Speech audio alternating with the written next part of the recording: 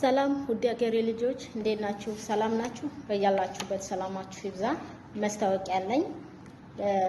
ትላንት ኤምባሲ ፌስቡክ ላይ ተለቋል። አይታችሁ ልትሆኑ ትችላላችሁ። ባህረኝ ያላችሁ ጁን 13 ቀን 2025 ጀምሮ ባለንበት ቀጠና በተከሰተው ከእስራኤል እና ኢራን ግጭት ጋር ተያይዞ የባህሬን ንጉሳዊ መንግስት በአገሪቱ ለሚኖሩ ነዋሪዎች የቅድመ ጥንቃቄ መልእክቶችን እያስተላለፈ ይገኛል።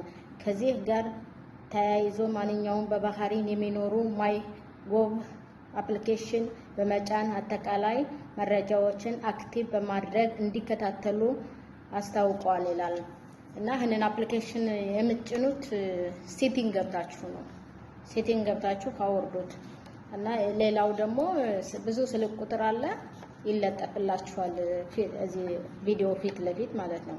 እዛው ገብታችሁ አውርዳችሁ የምትፈልጉትን መደወል ትችላላችሁ እና በተረፈ ራሳችሁን ጠብቁ። እግዚአብሔር ባላችሁበት ይጠብቃችሁ። እግዚአብሔር ከእናንተ ጋር ይሁን።